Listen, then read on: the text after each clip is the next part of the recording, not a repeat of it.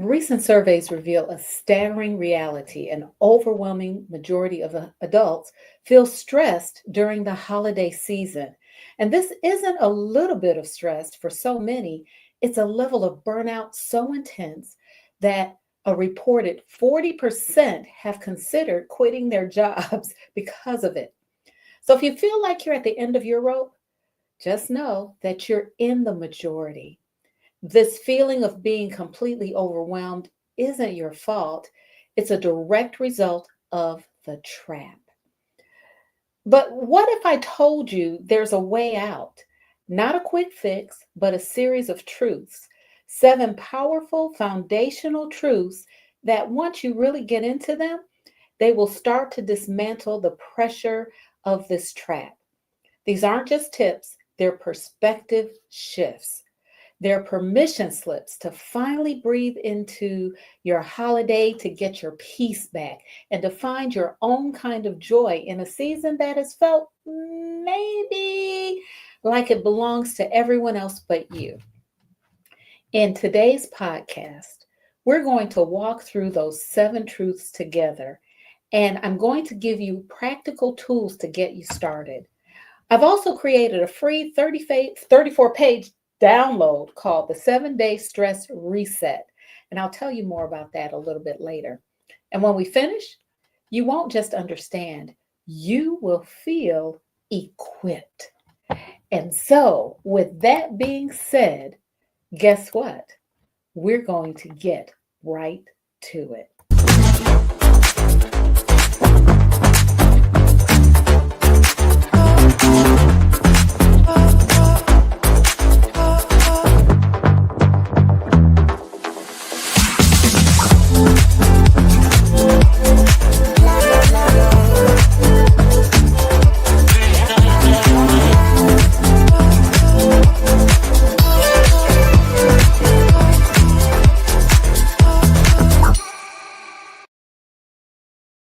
What's up? What's up, everybody? I am so glad to see you. You are inside of Stress Talk Live. This is the place where we help women over 40 to live healthier lives through strategic stress management and solution focused self care. I'm your host, Marcyline Bailey, and I'm so glad that you joined me today. I have a lot going on, you all, and I'm so glad that you're here because I also have a lot to share with you. And I'm going to hopefully share that with you in just a moment. Let's see. Let me get myself set up here. You know, I always have to play around with my notes, but we're going to hop right into it in just a moment. Okay, so let's see. Let's get it started here. First of all, I am broadcasting to Facebook as well as to YouTube at Mo Bailey Consultants. If you like what you see, hit that like button and also subscribe because I have some good stuff to share with you. Today, also, you'll see a QR code at the top or somewhere on your screen. Make sure that you scan that QR code, and that will take you directly to the channel. So, what are we talking about today? We are talking about being overwhelmed, and this is the time of year that many of us, are overwhelmed. And yes, this is targeting women. However, the tips, the information can be used by anyone. It can be used by anyone. Okay. So while we really focus on women who are over 40 with some specific targeted information, this information is for anybody. Anyone can use this information to help themselves lower their stress levels. So, are you overwhelmed this season? I'm going to share with you 7 simple actions to help you gain control or regain control of yourself during the holiday season. Now, One of the things that I also want to share with you is that as I was putting this together, I realized that there's a lot of information that I am sharing. And because of that, this is going to be a two-parter, two parts. Sometimes I do that because there's too much. So I'm just letting you know this is part one. Okay, part one. And we'll do the second part at a later day. So, what are we talking about? Being overwhelmed and the 7 strategies that I'm going to share with you. But here's a myth that I want to share with you first. First of all, perfect is a myth. Perfection is a myth. It's a myth, you all. We strive to be perfect because those are the images that we see every day. When we look at social media, everybody on there, most of the people on there look really good. I mean, they are like gorgeous, right? They're gorgeous, they're put together, their clothes are just right, their makeup is just so, their hair is just so. They are perfect. Some of them use filters, some of them have makeup people who help them, right? Some of them have stylists who help them. Everyday people don't have all of that. But it's not just social media, it's also television, what we see on TV, what we're seeing in magazines. When you look at a cover of a Vogue magazine, everybody who's on that cover is on point. But think about all of the people who have to get them together in order to look just like that. Any other magazine, if you're looking at magazines that target homes, those homes are immaculate, they're pristine. Well, if you're living in a home, it's not going to be pristine, right? That something's going to be out of place. But the idea is that a lot of the things that we see we perceive them as being perfect. And because of that, we have an idea or a thought that we have to be perfect as well. We have social media that tells us we have to be perfect. We have our family expectations around the holidays and throughout the year, but especially around the holidays that tell us we have to be perfect.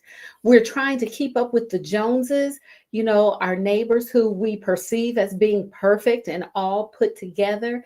And then we have our own high standards, those standards that keep us striving for something that is very, very hard. Perfection. Perfection. Hello there, Rebecca Esmeralda. Nice to see you. I'm glad you joined me today. So, what we want to make sure of is that we have a clear picture of what perfection really is and what it is not.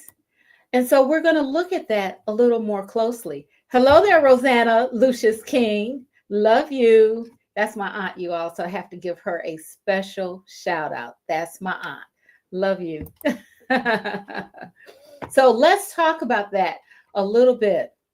What perfection is and what perfection is not. Okay. So what I want you to do is I want you to think about your holiday. Think about your holiday. And this is, let me get this banner off so you can see that a little more clearly. Okay. So this is just something that I put together. When we're talking about perfection, I want you to think what a perfect holiday looks like for you. Not what it looks like in the magazines, not what social media says it's supposed to look like, not what you think the Joneses next door, what it looks like for them, but what does it look like for you?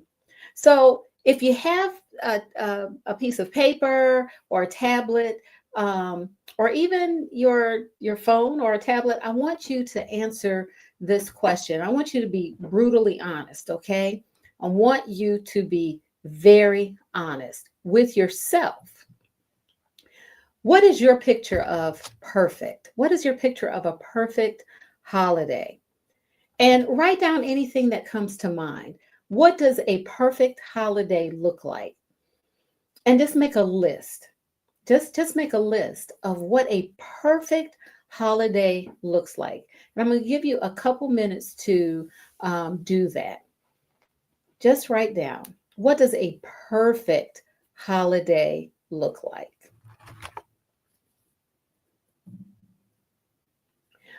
Okay, so you have some thoughts about what a perfect holiday looks like. Now, think about your list, the one that you've written or the one that you have in your head, because I know I didn't give you a whole lot of time. Look at that list. How realistic is that? How realistic is that list? Is it really realistic for you? Do you really think you can go to 5 different events over the holiday season where 2 of them are on the same day at the same time? What's realistic? What makes sense for you? What makes sense? Now, when you do this, really take the time to do this.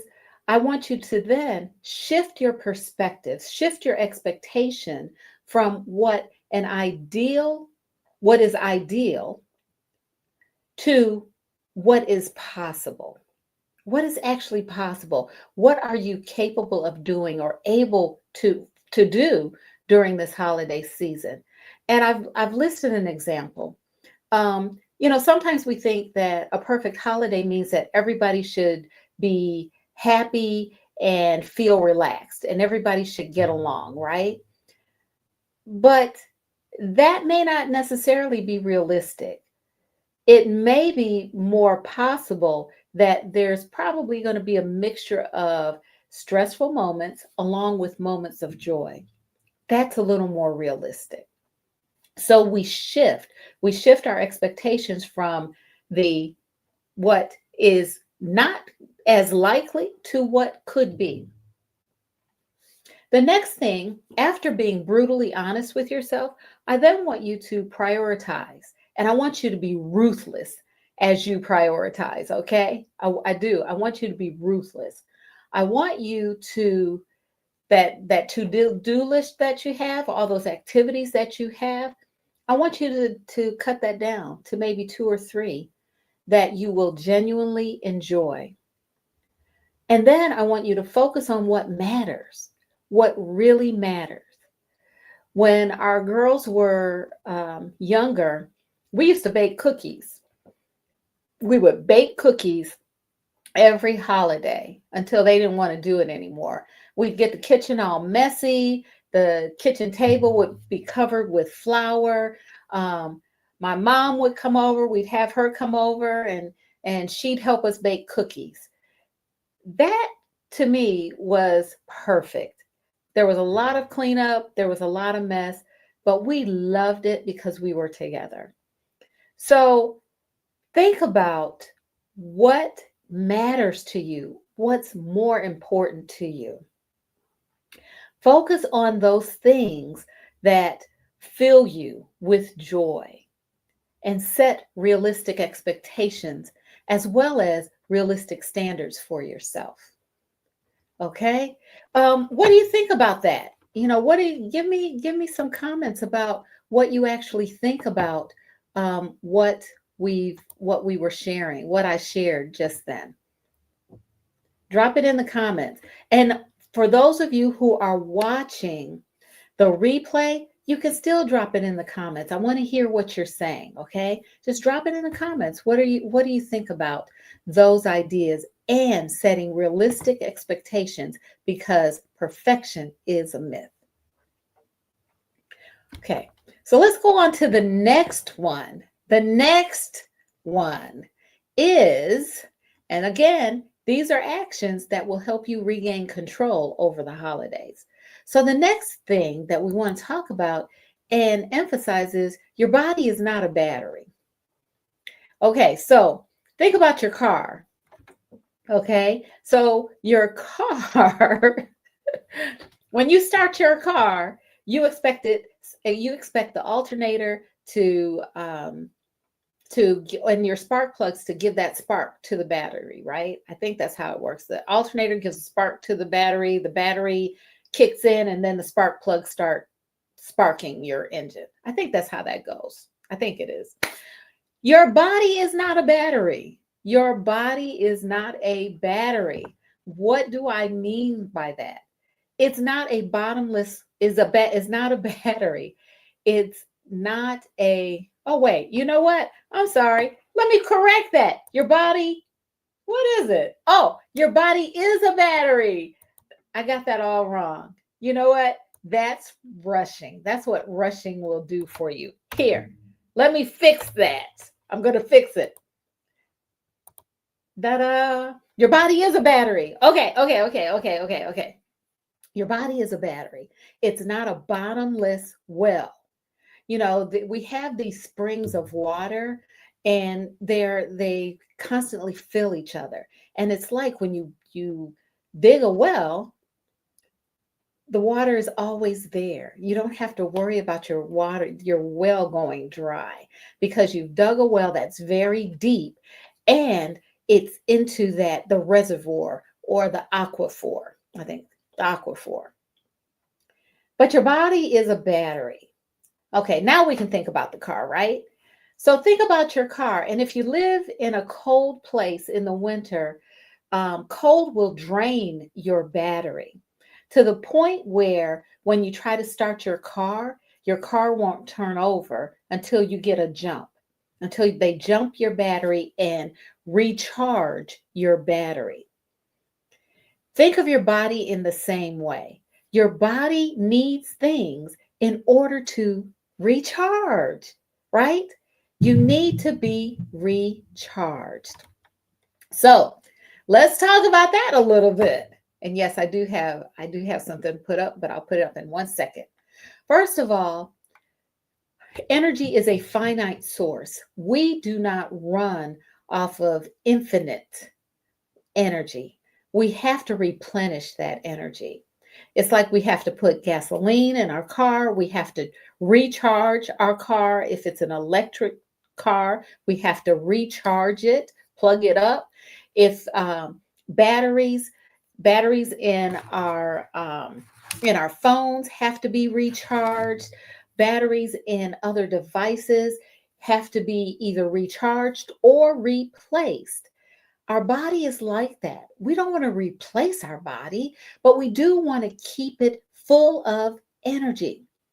The tendency, however, is that when we are going through the holidays, we don't take good care of ourselves. We are running on empty because there are a lot of disruptions. Now, what am I talking about when I'm talking about disruption? We don't get enough sleep. That's number one. A lot of times we're not getting enough sleep even during the year, but during the holidays, we're probably not getting enough sleep because we have company over, or we're going to parties and events, and we're staying out late. And because of that, we're not getting enough rest. So we want to aim for at least 7 to 8 hours of sleep nightly. 7 to 8 hours of sleep nightly. If you're an older person like me, you may need a little bit more. You may need a little bit more sleep, but we want to make sure that we're getting enough sleep. If we don't get enough sleep, our bodies, it runs our bodies down. Sleep is the time when our bodies actually repair. Our body repairs itself. It repairs itself during sleep. Also, it's the time when it replenishes all of the energy that we've used during the day. So we want to make sure that we're getting plenty of sleep. When we don't have enough sleep, we are on edge, we are stressed, and we're unable to regulate our emotions. It's very, very important. We need to be rested in order to regulate our emotions. The other thing is our diet. Do you eat a lot of sweets? Who eats a lot of sweets during the holidays? I ate lots of sweets last year during the holiday. And I actually gained, I had lost a lot of weight. I've been working on it. And I actually gained 10 pounds over the holidays and it stayed for the half of a year. I'm just now getting back to where I was last year this time. I'm not going to do that again. But the idea that I'm trying to stress is that when we eat a lot of sweets like cakes and pies and cookies, ice cream, when we drink alcohol, especially those mixed drinks, there's a lot of sugar in those mixed drinks. And when we eat a lot of processed foods, it does not help our bodies because we're not getting the nutrients that we need to stay healthy. The other thing is when we eat a lot of sweets, drink a lot of alcohol, especially those mixed drinks, it causes our blood sugar to spike. And then we have low dips too. Our blood sugar spikes and then it crashes. So that's something to keep in mind, especially if you have a chronic condition such as diabetes or if you're pre diabetic. You want to make sure that your blood sugar levels are maintained for the most part. Okay. The other thing, when we're not eating properly during the holidays, we're sluggish. We feel sluggish, we're tired, we're irritable, and in other words, it affects our mood as well as our energy. So it's very, very important for us to that, maintain our body and maintain our health during the holidays. So during the holidays, what I want to ask you to do, encourage you to do, is to keep your battery charged. Schedule and prioritize sleep. And what I mean by that is stick to it, schedule a bedtime, and then stick to it. Whether that is 10 o'clock, if your scheduled bedtime is going to be 10 o'clock, go to bed at 10. Be in bed at 10. You don't want to just start getting ready to go to bed at 10. You want to be in bed at 10. Also, plan to intake healthier foods. Make sure you're keeping healthy snacks next to the sweet treats that are probably on your kitchen counter. Pack healthy snacks when you're on the go. Just take them with you when you're on the go. Also, if you know you're going to be drinking alcohol or alcoholic beverages, drink a glass of water between those beverages or the alcohol. Make sure you're well hydrated because you don't want to be dehydrated. That's also not a good thing. You want to be well hydrated.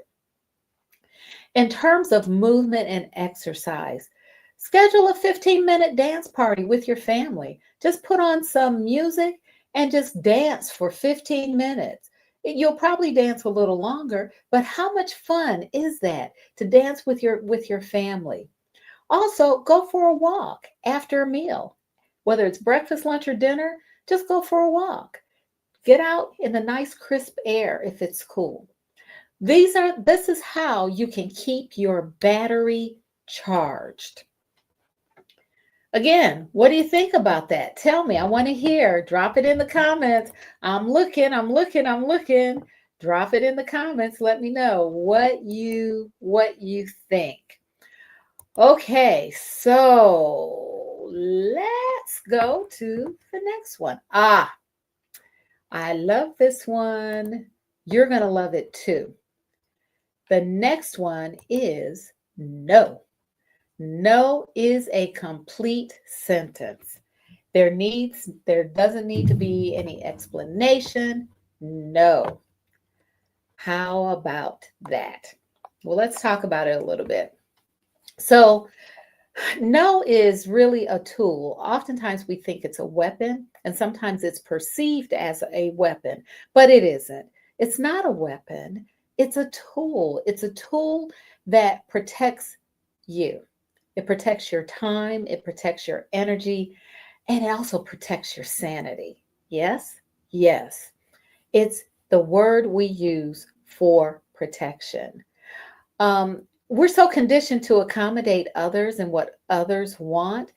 And because of that, it's often hard for us to say no, even when we want to. And what we sometimes do is we avoid saying no because it makes us uncomfortable. But saying no is very important to our being able to get through the holidays without losing it. Remember, our value is not tied to our availability. Our value is not tied to our willingness to please others. Our value is in ourselves. Okay? So we want to do a couple of things around this. We want to be able to set boundaries. And I've talked about setting boundaries. I talked about setting boundaries last week. I'm trying to get my mug. I'm sorry about that. I talked about setting boundaries last week. So if you go look at the replay from last week, and I covered boundary setting. But boundaries, I said last week that setting a boundary is drawing a line to protect your own peace. And it's not a wall to punish others. We sometimes think that when we set a boundary, it's a wall that's used to punish other people, but it's not. A boundary is setting a line. We're drawing a line to protect ourselves. The other thing that we want to keep in mind is that we're not responsible for how other people respond or react. They're responsible for their own reactions to the boundaries, not us. We're also not responsible for managing other people's disappointments. That's their responsibility. And remember, people who genuinely care about you are going to respect and honor your limits. When you set limits, those who care about you will respect them and they will honor them. So let's look at that. Here's your task. How to say no graciously and firmly. And I've given you examples. You can say no in a short way. You can be short, kind, with finality. So if you have an invitation that you don't want to accept, what you can say is, thank you so much for thinking of me. That won't work out for our schedule this year, but I really hope you have a wonderful time. You've just said thank you. You've shown appreciation for the invitation. You've stated that it won't work for you this year. You've set a boundary and you've wished the other person well. You can also be very direct and polite. Let's say you have a request to take on some task. You can say that I appreciate your asking, but I can't take on any new commitments right now. Again, it's direct, but it's also polite. How about not asking permission? We don't have to ask permission to set a boundary, but we can tell people what our decision is. For example, if you're feeling stressful about family get-togethers, you can just say, we're simplifying things this year to focus more on rest. We'll be doing, and you can just name whatever you plan to do instead, and we'd love for you to join us for that if you can. Okay? So you're not asking permission, you're just informing of the decision. We're not having a big dinner this year. We're going to order something and we're just going to just play games at home, right? You can join us if you like. Another way to say no graciously and firmly. Let's say that you're being pressured. Somebody pops something on you and you're like pressured. You don't know what to say. All you have to say is, let me check my calendar and I'll get back to you. That buys you time and it buys you space so that you can think about the answer that you're going to give and think about what it is you really want to do. Again, saying no is a complete sentence. So we have one more, but before I get to that, I want to share one quick thing with you, and I should have had this pulled up before. Here it is. Before we started, but here I want to share this with you. This is the free download that I have for you. It's the 7-day stress reset guide. And it's 34 pages. It's 34 pages. I printed it. I printed it just to show you. Yes, I wanted to show you. I wanted to show this to you. It's 34 pages and it takes you over a course of 7 days. It has practical, simple, and powerful techniques for you to try daily. You start by looking at your baseline. What's your baseline stress? That's where it starts. And then you have practices every morning, practices you can do throughout the day, and you do a check-in and a check-out every day for 7 days. At the end of the 7 days, you even take a look at where you were and where you are at the end of the 7 days. So this is on YouTube at that QR code. You can just download it. It's free. Doesn't cost you anything. It's just there for you. So help yourself. I want you to get through this holiday season, and this can help you. Let's talk about our last thing before. Oh, no, I take that back. This is it. I just did 3. Okay. I know I'm a little discombobulated today. That's because, like I said, there's so much to talk about. There's so much to share. And I'm going to share the rest of it with you next time when we get together. Okay? So make sure if you like what you see, make sure that you like the video, give it a thumbs up. Give it a thumbs up. Also, subscribe to YouTube. Oops, there we go. I almost got rid of that QR code, didn't I? I didn't want to do that. Subscribe to YouTube. There it is at M.O. Bailey Consultants. In addition to this live stream on Sunday evenings, I also am uploading guided meditations and some other fun stuff for you. So I want to make sure you get all those things to help you to get through the holidays without losing it. Well, I'm so glad that you joined me today. I want you to join me again next time. Again, make sure you subscribe, like the video, and subscribe to M.O. Bailey Consultants on YouTube. That's all for now. Marcyline Bailey, take good care.